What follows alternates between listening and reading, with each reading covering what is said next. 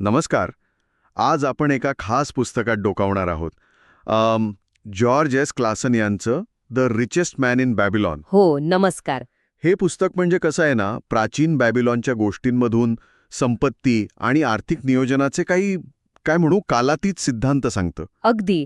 आणि आज आपण हेच बघणार आहोत की यातले शिकवण काय आहे आणि ती आजही आपल्याला कशी उपयोगी पडू शकते. बरोबर. तर मग सुरुवात कुठून होते? सुरुवात होते अर्काद नावाच्या एका माणसापासून. अच्छा. बॅबिलॉनमधला सगळ्यात श्रीमंत माणूस. तो आपल्याला सांगतो की त्याने हे सगळं कसं मिळवलं, म्हणजे बचत, गुंतवणूक याचं रहस्य. अच्छा. आणि लेखक बॅबिलॉनला फक्त एक शहर म्हणून नाही वापरत, ते एक प्रतीक आहे हे दाखवण्यासाठी की संपत्तीचे नियम तेव्हा जसे होते तसेच आजही आहेत. म्हणजे काळ बदलला तरी नियम तेच. चला तर मग हे 7 नियम काय आहेत ते बघूया. पहिला आणि सगळ्यात महत्वाचा वाटतो मला, तुमच्या कमाईचा किमान 10% भाग बाजूला काढा. हो, पे युअर सेल्फ फर्स्ट. आधी स्वतःसाठी पैसे घ्या. हे ऐकायला सोपं वाटतं, पण महत्वाचं आहे. आणि हे लगेच दुसऱ्या नियमाशी जोडलं जातं. खर्चावर नियंत्रण ठेवा. म्हणजे बजेटिंग वगैरे. हो, पण त्याहून थोडं जास्त. म्हणजे गरज काय आणि हौस काय हे ओळखा. उगाच फाजील खर्च टाळा. मिळकतीच्या आत जगायला शिका असं म्हणता येईल. नुसती बचत करून तर उपयोग नाही, पैसे वाढले पण पाहिजेत. अगदी. इथे येतो तिसरा नियम. तुमच्या पैशाला कामाला लावा, म्हणजे गुंतवणूक करा. पण गुंतवणूक म्हटलं की धोका आलाच. बरोबर. म्हणूनच चौथा नियम पण लगेच येतो. तुमची संपत्ती नुकसानापासून वाचवा. म्हणजे कुठेही पैसे गुंतवू नका.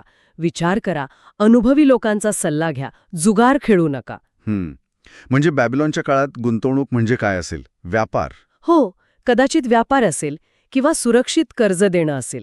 आज माध्यमं बदलली आहेत, म्युच्युअल फंड, स्टॉक मार्केट आले, पण मूळ तत्व तेच आहे. माहिती घेऊन विचार करून धोका कमी करा. बरोबर. आणि पुढे येतात काही दीर्घकालीन गोष्टी. 5वा नियम, स्वतःचं घर घ्या.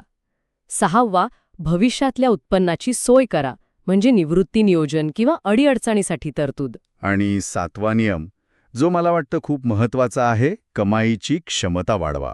अगदी. म्हणजे स्वतःमध्ये गुंतवणूक करा, नवीन गोष्टी शिका, कौशल्य वाढवा. कारण तुमची कमाई वाढली तर बचत करणं, गुंतवणूक करणं हे सगळं सोपं होतं, नाही का? हो, नक्कीच. हा तर पायाच आहे असं म्हणायला हरकत नाही. अर्थात पुस्तकात काही मर्यादा जाणवू शकतात. म्हणजे भाषा थोडी जुनी आहे. दाई, थाऊ असले शब्द आहेत. हा, बरोबर. आणि आजच्या जगातले क्रेडिट कार्ड्स, म्युच्युअल फंड्स वगैरे संकल्पना त्यात नाहीत. त्यामुळे काहींना वाटेल की हे आजच्या काळात थोडं अपुरं आहे.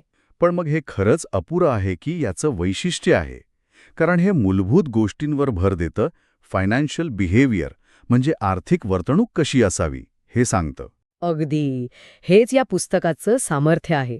गोष्टी रूपात सांगितल्यामुळे समजायला सोपं जातं. जे नुकतीच सुरुवात करत आहेत, विद्यार्थी, तरुण किंवा ज्यांना बचत करायला जमत नाहीये, त्यांच्यासाठी हे उत्तम आहे. म्हणजे सुरुवात करण्यासाठी चांगला मार्गदर्शक ग्रंथ. हो. आणि यातली शिकवण प्रत्यक्षात आणायची तर काय करायचं?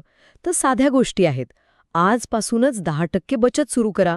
खर्च लिहून काढा, बघा कुठे जास्त जातोय. गुंतवणुकीबद्दल थोडं वाचा, माहिती घ्या. आपत्कालीन निधी तयार ठेवा. बरोबर. आणि सतत काहीतरी नवीन शिकत रहा. कमाई वाढवायचे मार्ग शोधा. जरी आधुनिक संदर्भ नसले तरी संपत्ती निर्मितीचा पाया घालणारे हे सिद्धांत आजही तितकेच महत्वाचे आहेत. याला जे रेटिंग मिळालंय साधारण 4.55, ते उगाच नाही. म्हणजे थोडक्यात काय, तर बॅबिलॉन जरी प्राचीन असलं तरी तिथल्या युक्त्या आजही कामी येतात आर्थिक स्वातंत्र्य मिळवण्यासाठी. अगदी.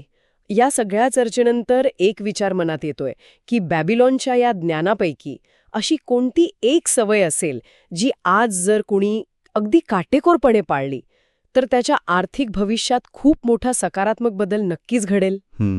विचार करण्यासारखा प्रश्न आहे.